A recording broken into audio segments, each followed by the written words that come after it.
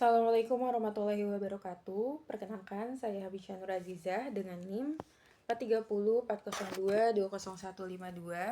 Pada kesempatan kali ini, saya akan menceritakan hasil wawancara yang telah saya lakukan pada tanggal 12 sampai dengan 19 Desember 2024. Hasil wawancara ini sendiri saya lakukan kepada saudari berinisial A yang telah mengalami berbagai macam permasalahan hidup yang cukup membawa impact kepada psikologis beliau.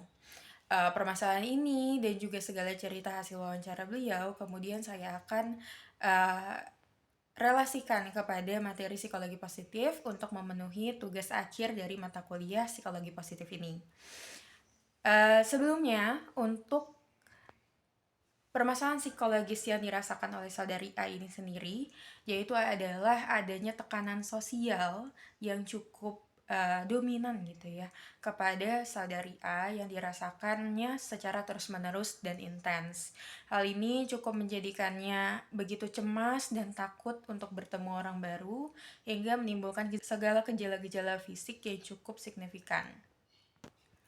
Ia juga mengalami depresi berat hingga cenderung atau condong untuk melakukan self-harm kepada dirinya dan juga melakukan tindakan-tindakan yang bersifat menyakiti dirinya sendiri seperti diantaranya menyayat bagian lengan dan juga membenturkan kepala kepada dinding, lalu juga menonjok tembok hingga tangannya sendiri hampir berdarah.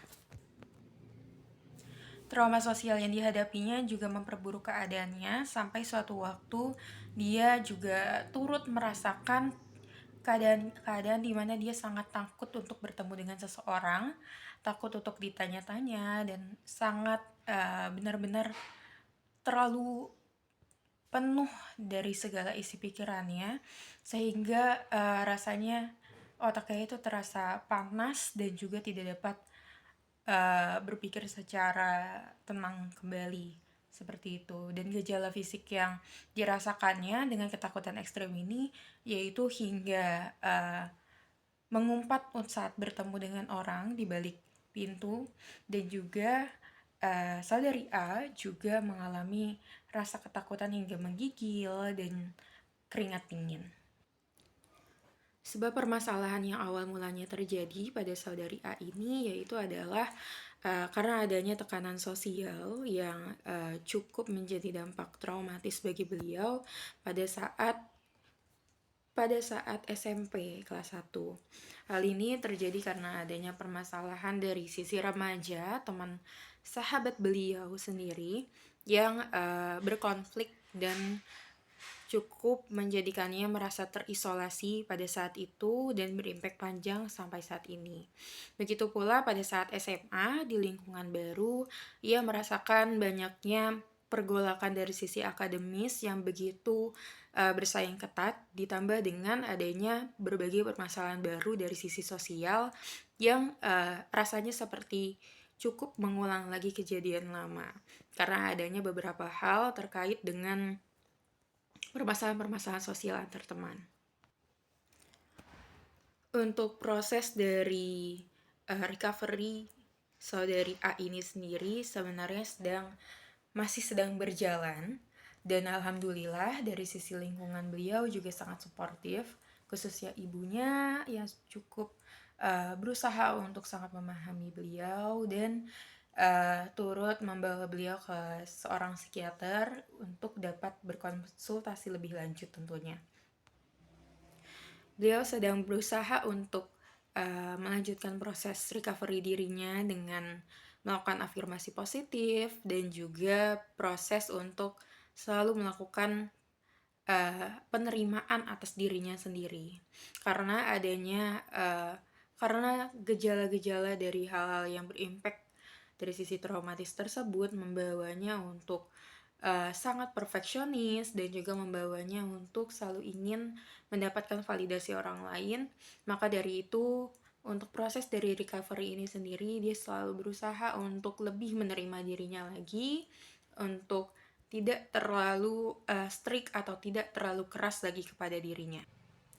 Namun meskipun saudari A masih berada dalam proses recovery itu sendiri dan masih belum dapat untuk benar-benar 100% menyatakan dirinya sudah terrecover, tetapi sudah terlihat bahwa adanya indikasi-indikasi dari kesadaran beliau mengenai recovery ini sendiri, tentang adanya kemajuan dari sisi emosi positif beliau dan juga tindakan beliau untuk ingin berubah dan untuk ingin move dari permasalahannya.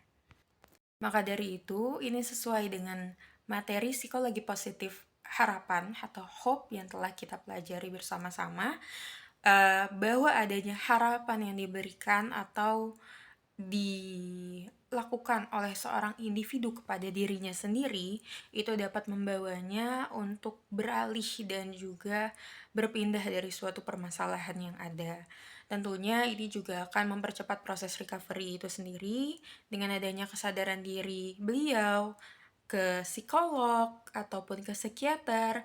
Beliau tentu menimbulkan dan juga memunculkan harapan untuk dirinya sendiri untuk bisa lebih baik dari sisi psikologis dan juga bisa lebih terrecover secara mental. Dan dari sisi ini juga dapat dilihat bahwa individu tersebut sedang berusaha untuk masuk ke dalam proses pasca trauma atau post traumatic growth.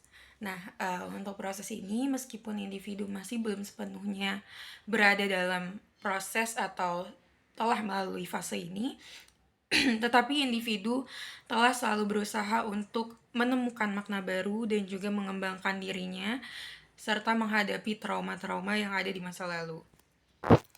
Lalu individu juga melakukan indikasi-indikasi untuk masuk ke dalam ranah flourishing atau berkembang secara optimal lebih lagi karena adanya kesadaran-kesadaran yang telah beliau lakukan, yaitu dengan adanya proses penerimaan diri, refleksi diri, dan dukungan yang diterima sehingga menjadi fondasi untuk mencapai kehidupan yang lebih bermakna dan juga seimbang.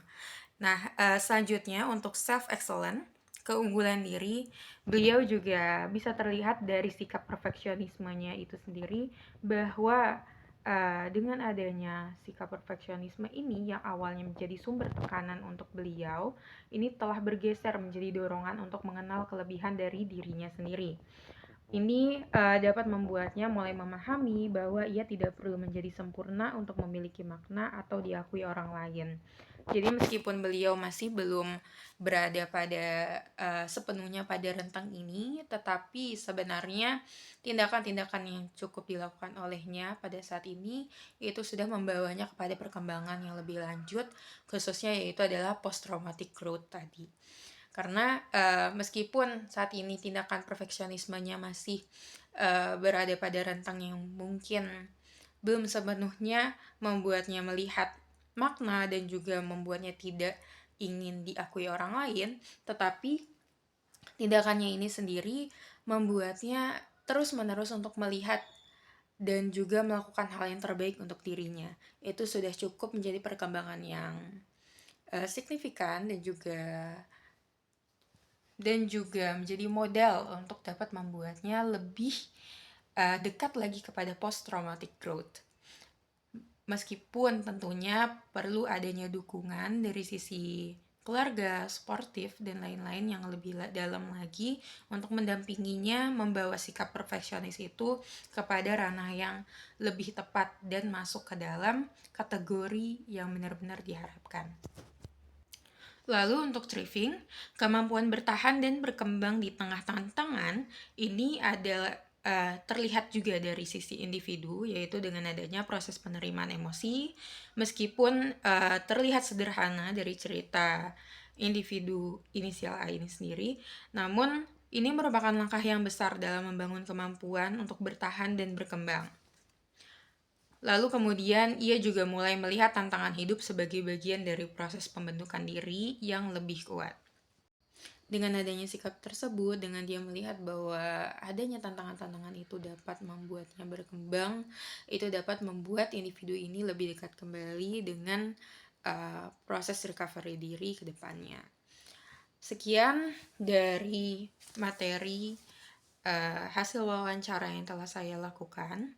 Untuk beberapa hal yang telah disampaikan, semoga kurang lebihnya dapat menjadi insight dan juga pemahaman lebih lanjut kembali tentang materi psikologi positif, dan juga pengalaman-pengalaman tersebut semoga bisa menjadi wawasan baru dari sisi kita untuk bisa lebih mengetahui secara luas tentang kehidupan.